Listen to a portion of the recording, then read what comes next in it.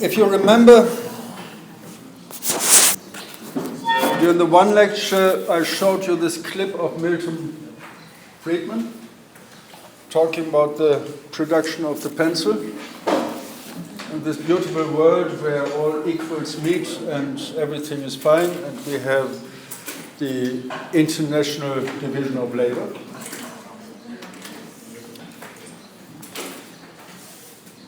And of course, this is important, and it is the typical example what he suggested of an open or of open economies. This is what you always have to consider as well. It's open economies, because you cannot have one open economy and the other is closed. But what he did not look at, and what he did not consider, is expressed in this one quote which I found recently.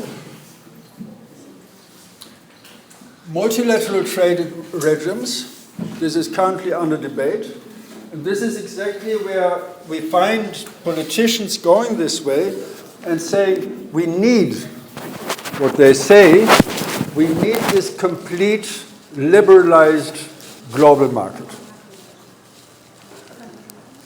Meaning there is nobody who can control the own national framework.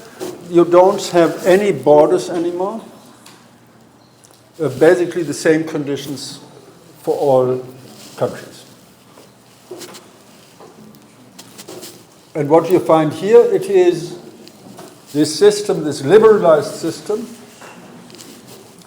is like putting a rabbit and a tiger in the same cage. Now, I'm not going into biology and zoology or whatsoever, but you can all imagine what happens if you have a poor rabbit and a tiger. Decisively in the same cage. Because if you have them in nature, I don't know about the speed of a tiger, but I guess the rabbit has some chance to get away, due to speed and due to being very fast in changing directions. And due to the opportunity to hide. In the cage, nothing like this exists.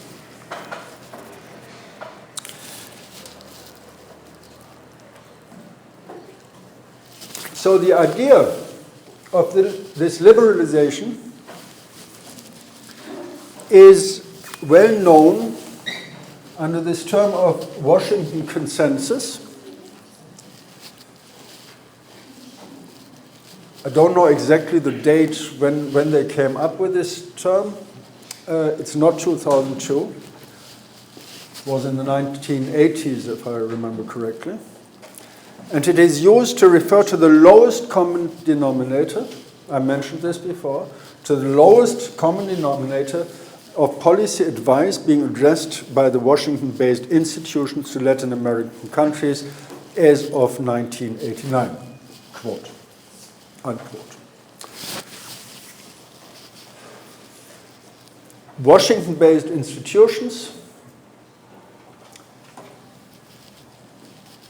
it is the World Bank, it is the IMF, International Monetary Fund, and it is not really an institution like this, but it is the government of the United States of North America, which is one of the economically strongest powers.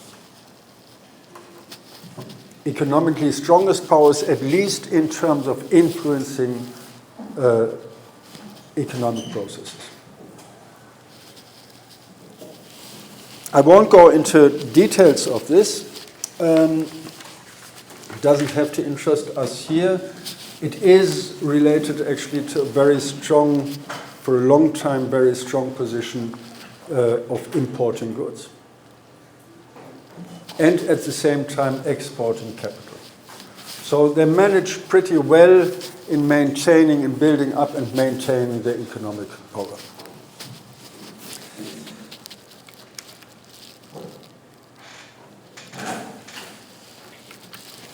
What it is about, and this is a document that had been last week published. It's especially about these points. And they are from the Washington Consensus. This is how the Washington Consensus is defined. But they are reflected now in these new negotiations on the trade agreements. It's fiscal discipline. And of course, this is something very difficult. We can't really go into details here. But it basically says national systems have to maintain fiscal discipline, meaning they are limited in taking up, in making debt. They are limited in investing. They are limited in making economic policies via taxation and via consumption. Some of them are kind of obvious and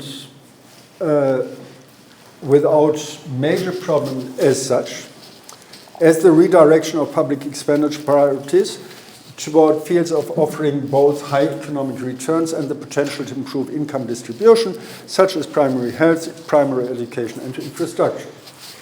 So far, in general terms, it is without problems. And if you go through the text later on your own pace, you will see it.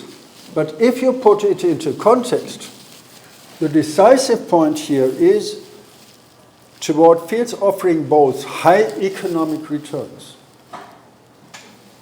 meaning you have a reorientation of public policies towards return, towards gain, and not maintaining the orientation on policies for the public good. Tax reforms, a tricky issue. Interest rate liberalization. Things like this, especially tax reform, are a means, and this is the most important point for us now, are a means to take power away from nation states to control their own economies. This is the rabbit. And this is the fence around the cage. There is no escape. As long as you have control over your own system in terms of monetary policies and in terms of taxation, you can use this as instrument to protect your own interests.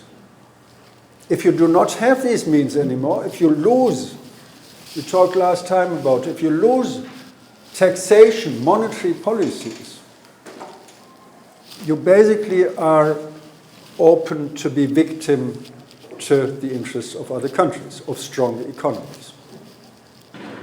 This is exactly what happened over the last years with Greece, Spain, Italy,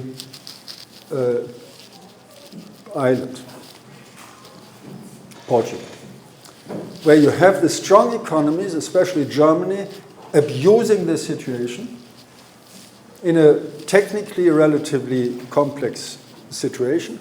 They paid the money to the banks in Greece, especially, and they got the money back to their own banks, which was a ridiculous game, really, which was not a funny game at all, because the population in Greece suffered enormously. The population in terms of their income, the population in terms of the health system, the population in terms of education systems, and. So there you see the connection between economic strength, national sovereignty, and the ability to maintain certain living standards. The opposite is, of course, protectionism. You don't allow anybody anything to interfere, and you have your own closed system. This is not the alternative, really. But at least you have to be careful if you say we have this liberalization process and we leave it just going. Another point, and this is very important as well, is this privatization, liberalization of inflows of foreign direct investment, privatization. Meaning you open your market, your economy to foreign direct investment. Everybody can invest in your country. And at the same time, you have the privatization of major public infrastructure. Whatever you know about the Chinese economy,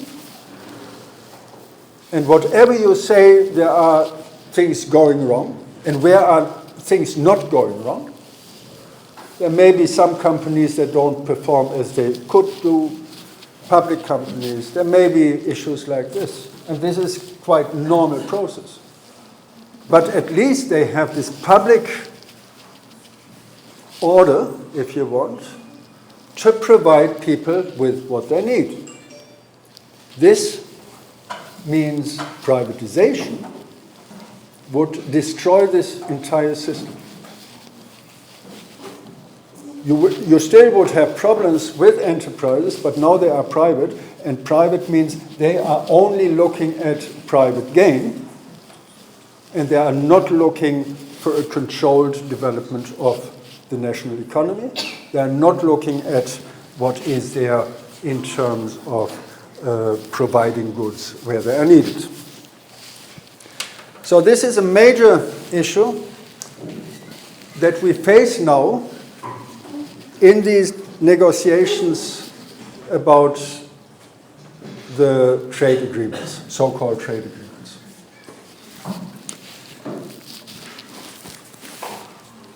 Now I come to one of these documents that had been published last Wednesday. If I say published, it was not really published, although it is available on the internet. But you find at the same time another document that had been published as part of this package, how to deal with these documents. They are secret. It is defined who can avail of them and who can pass it on to whom. Not in terms of person, but which bodies are actually allowed to have them. I have them, but I'm not allowed to have them. Meaning it was leaked, these documents had been leaked. They are now on the internet publicly available. But this was not the idea. These are closed. It's a funny thing actually, I just think about it. They strive for an open economy behind closed doors. It's a politically interesting thing. So nobody should interfere in these discussions. They are taking place behind doors. And then they sign agreement, and that is then the conditions under which we all have to work, or which all determines our economies. I mentioned privatization, deregulation, privatization. The problem with it, or one of the major problems, and I mentioned it, what you have is sometimes it's called public service obligation. That the idea behind a public service, behind a public company, is this public service obligation that it should make goods available for the population, not gain-oriented, but to put them where they are needed. What you have is this development. In the 34 OECD countries, for example, the average price for energy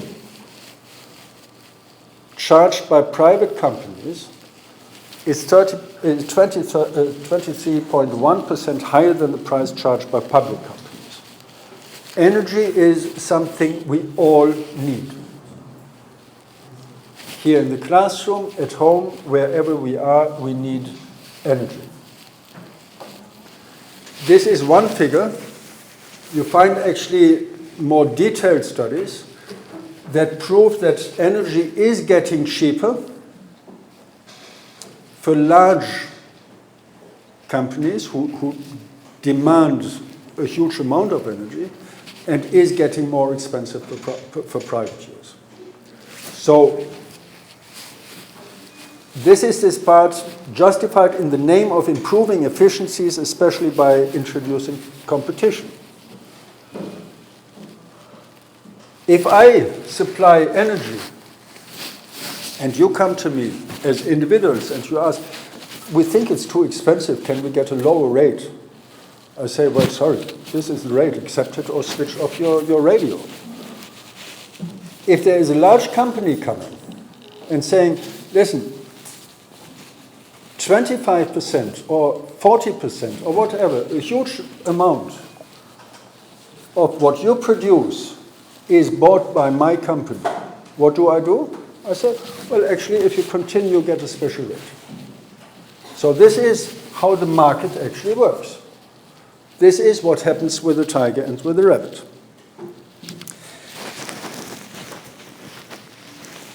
And this happens as well, in more technical terms, behind these processes of dealing with exchange rates, because we still have, in the majority of systems, even if they are open, we have the exchange, we have national currencies. As I said, European Union gave this privilege to some extent, at least, or to some countries gave it away. Now they are in trouble. But we have the national currencies, and we have with this the exchange rates being relevant as influencing the openness. How much money do I pay for your money?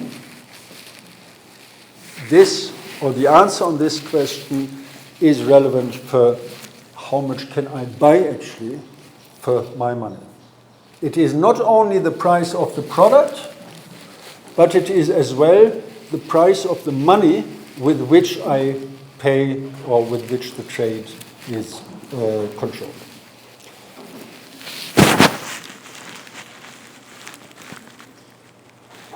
Now we have the usual problem. We know it from different occasions. The nominal and the real.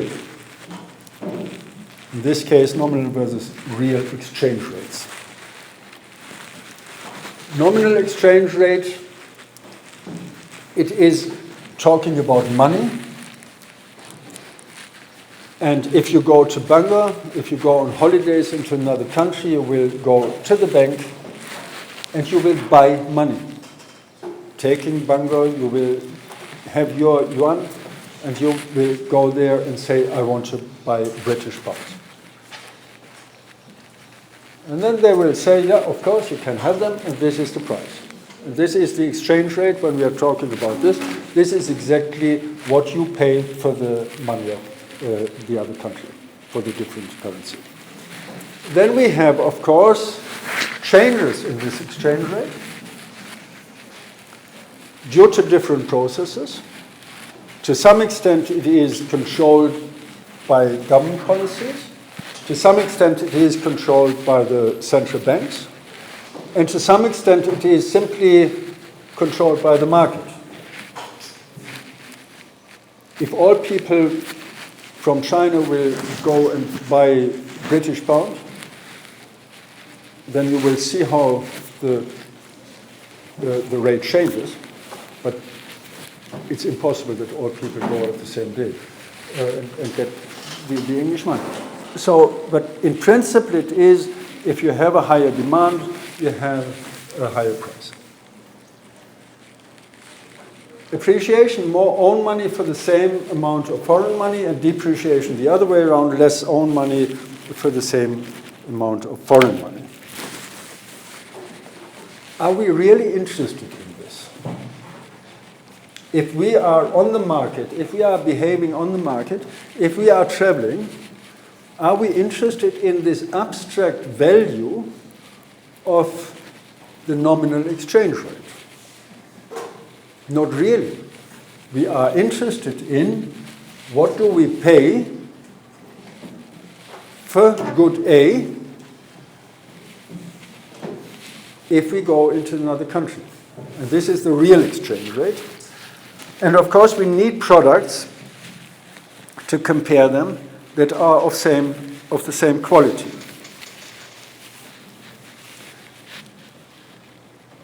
It's a little bit difficult if you say, I go here into the canteen, I get the meal here for, I don't know, 10 yuan. And if I go to the canteen in Bangor, I will pay, I don't know what it is, 50 or 100. Because it is different. It's different food. The production of it is, the price of the production is different. So you cannot really compare them.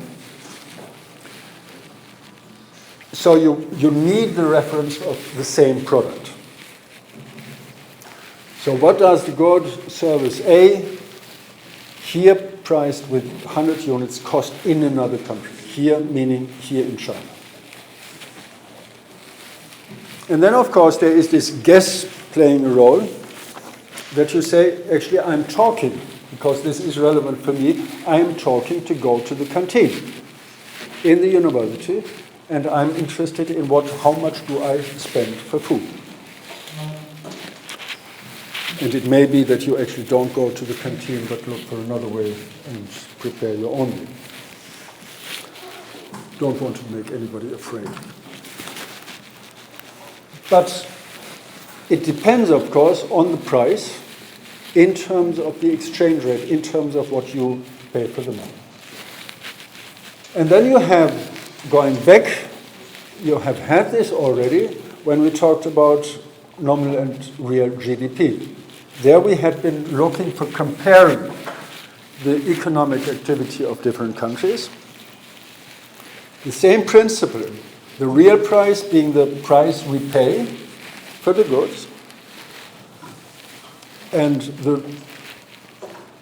that was the nominal, and the real GDP as the general price, meaning if we refer in a long-term perspective or comparing 2 years, what we have to pay looking for the base year.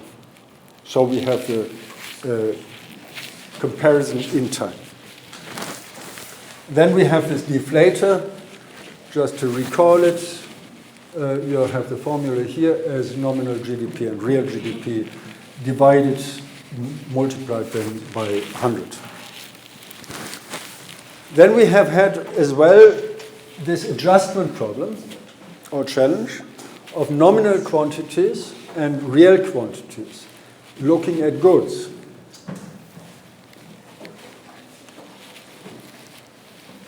Looking at goods expressed in the current price or prices and the actual amount, the quantity we get.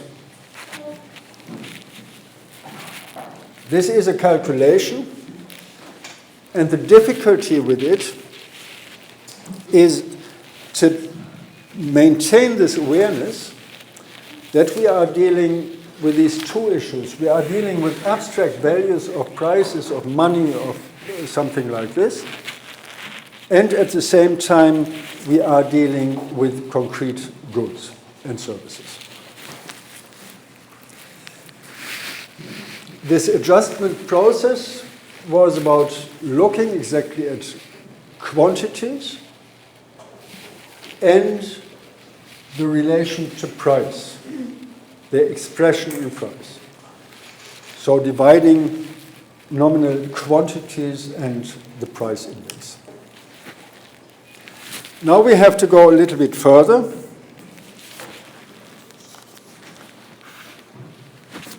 And look at comparison, adjusting, and relating things. And if we look at currency exchange, we are doing exactly this. We are relating things. It is not just a calculation we do for the sake of economic comparison or in terms of comparing living standards, but now we are adjustment in relating we are dealing with it for the sake of trade, of international trade. So we have this real exchange rate divided by the nominal exchange rate, which means we are linking price of goods A in A's currency, in your own money, and we do the same with country B and the products, price of the products in country B. So we have two countries. Of course, in real life we have more than two countries, but that's a detail then for calculation. But we have the two differences, and we look first at the different countries themselves.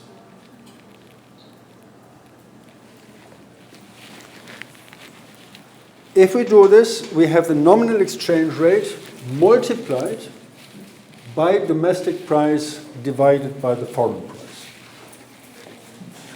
This is one of these simple formulas where you have the result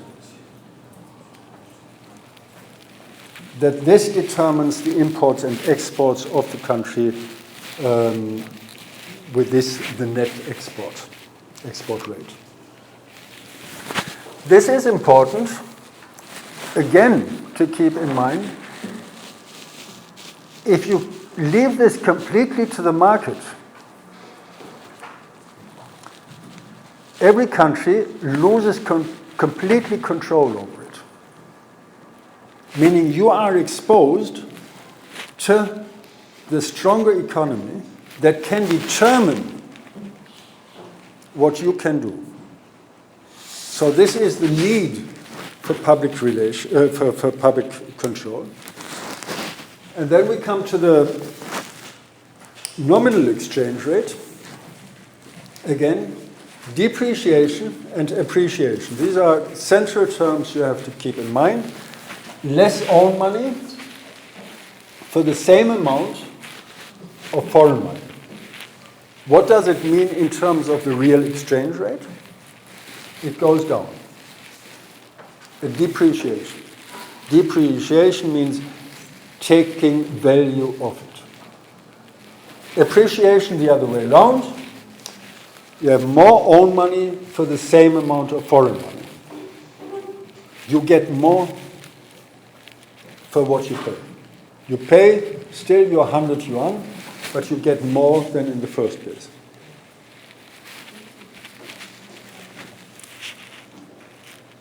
It's the rise of the real exchange rate.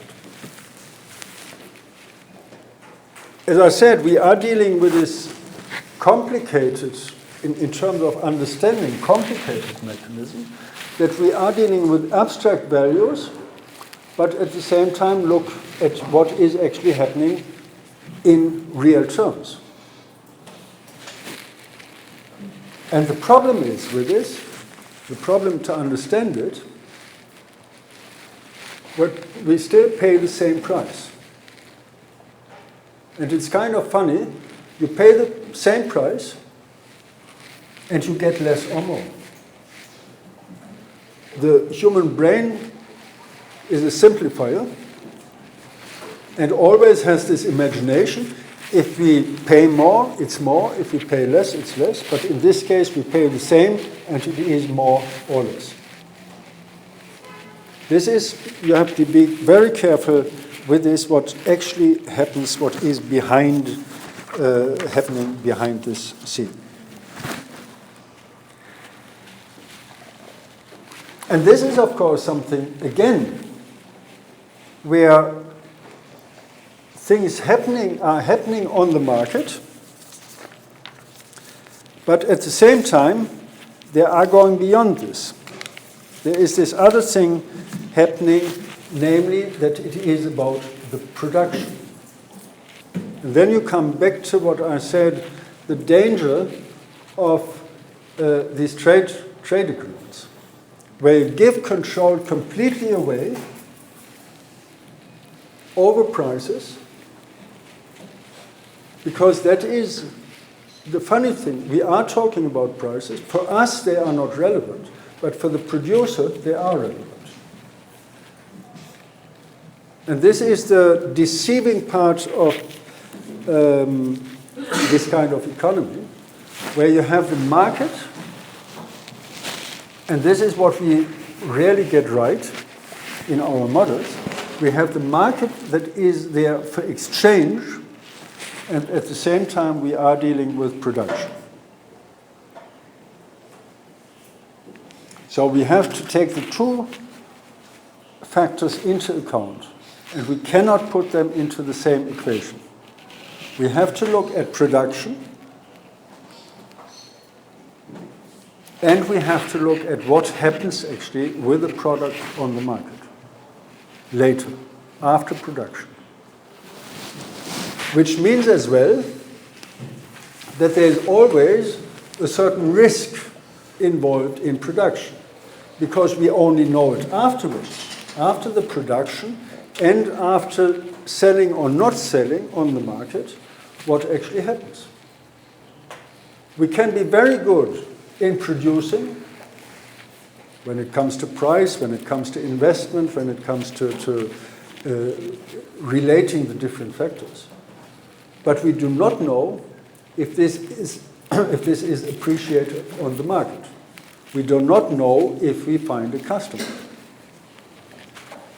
And we do not know where we find the customer, if we find them.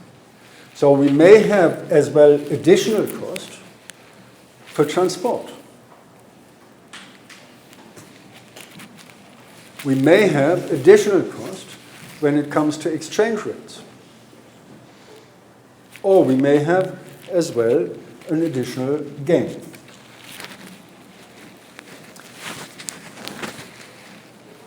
What we are interested in, coming back to this, is the purchasing power. And we talked about the purchasing power parity earlier. It's the same difficulty of understanding. We are dealing with abstract values and at the same time with what we get further. So we have this calculation as a kind of help to deal with the situation. We have the exchange rate of the two currencies. This is simply something happening on the monetary market, if you want. The two currencies not having any value. Currency, money doesn't have any value as such, but it represents value. And this is the second step then, P1 and P2. Now we move from this abstract value on the money market, we use to what can we do with it? What can we buy with it?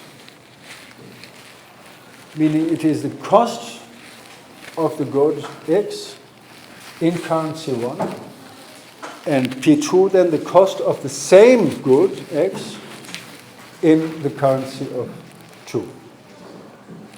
In the currency 2. Mind, you have to have, only then it makes sense, you have to have the same good. As we said, we cannot put the bananas and apples into the shoe. And this applies here. We need to look at the same goods. So what we do, we have, of course, this as one equation, but we combine it at some stage with the other equations of not only just the purchasing power as an abstract value, but as something, for instance, as the consumer price index. In the consumer price index, you have very different products, varying from country to country. But what you actually say, what the assumption of this is, even if these are different products, This is what defines the living standard in this and that country. The simple examples, and in this way somewhat stupid examples, in Italy you drink coffee, in China you drink tea, and you have in the one basket tea or more tea, little coffee, and in the other you have more coffee and a little bit tea. If you have a country where you have transport, private transport, dominant, and considered to be the dominant normative means of transport, you put private cars into it, or you put public transport into it when this is considered to be more relevant.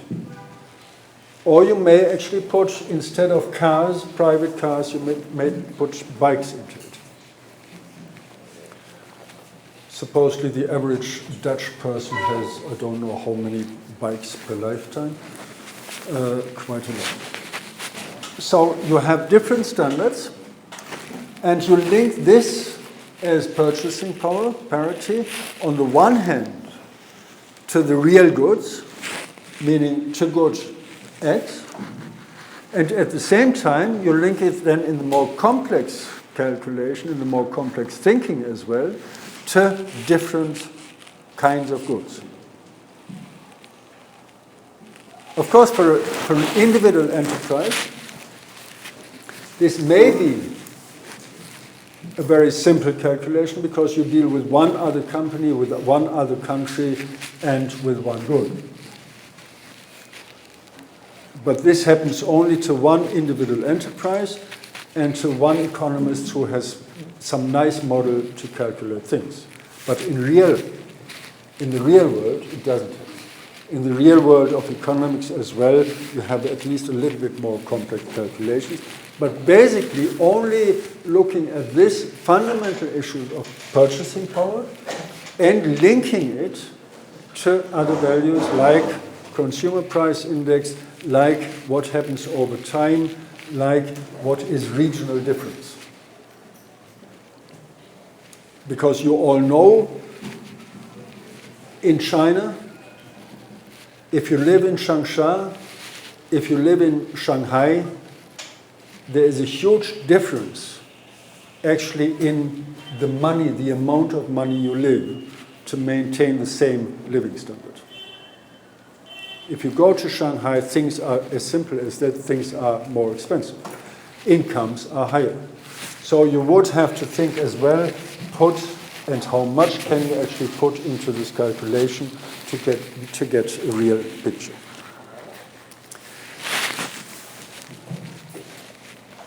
Now this is all very difficult,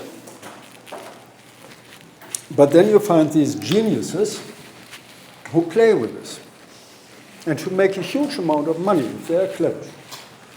And if they are not clever, they make a huge loss. Which does not mean that at the end everything is fine and just. But what you do is here you exploit, you utilize exactly this mechanism of the two circles. You have on the one hand the circle of real goods, of real products, of real services. So people are dealing with what they are dealing with cars, with houses, with computers, whatever. So this is the one thing. And this is, of course, the basic mechanism of economic exchange in terms of export-import. And there you find the relevant prices of something you won't import, something that is in your country very cheap for a high price. So if you import computers, they should be cheaper or better, and then it's worthwhile to import them. If they are more expensive and you get the same rubbish from another country, but for more money, you won't import it. The other point is, you don't make money out of the exchange of real products. but you gamble with the exchange rates. Arbitrage, the good old English term, which actually is French as far as I see, meaning you exploit the price differences on different markets in terms of their currency value. This is the important part here. And with this, you are speculating and you are doing exactly what we talked about. You move into the financial markets. You are not really interested in looking at what happens on the real market, exchange of goods, but you are interested in what is happening in terms of the exchange rates. How can I exploit the exchange rates? How can I make actually money out of the fact that the good is not bought or sold here, but sold or bought in another country? As I said, if you are good in this, you can get very rich, but you really have to be good in this, meaning you have to calculate all these different things we had been talking about within seconds.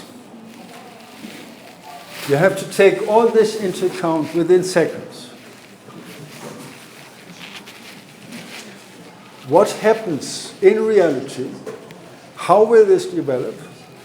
Linking this interest rate, expectations, and linking this to what effect does this have on the exchange rate? I give you 2 seconds to go through these calculations now. Wouldn't that be an exciting test? I give you some values, and this is in 2 seconds you have to calculate. I won't do it. But this is what happens. If you go to these markets, they calculate it in a blink of a second. And of course they don't calculate it. But you have your experience, what is going on there. You have your experience, what is going on with the exchange rate, how will it develop. And then you simply have a guess and trust it will go on in the same way. If you have good guess, as I said, you will come out smiling and say, now we go for another dinner and enjoy the evening. And if you are very bad, you go and end up at the other end and look for something if there are some leftovers. But this is what happens on these financial markets. It's amazing the speed that is there. And of course, then coming back to these international trade agreements, you have exactly this. It's completely unregulated. Part of it is it's public services, it's public enterprises, state-owned enterprises, SOEs, but it is as well the financial markets. Meaning you have the control, of course, as strong currency holder over your currency. If you are in these countries, you are in a much better position to gamble than you are if you have a weak currency, if you cannot influence the exchange rate, if you have a weak market. So as I said, this will not be a question coming up in the market, but this is where you see as well that what you have, and this was part as well of this indigenous growth, what you have there is you apply, and this is, I think, an important last point really before we go to the review, you apply basically both macroeconomic and microeconomic rules. You try to link with your own micro-level decision-making what is going on in the macroeconomic process, and what you do with the macroeconomic processes, if you exploit them, if you utilize them, you do and look what is happening to the individual enterprises, large enterprises, small enterprises, and.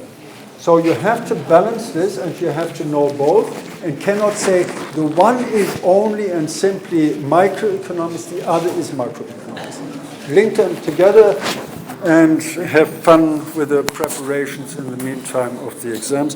We'll see, I think, tomorrow morning again and continue. Thank you.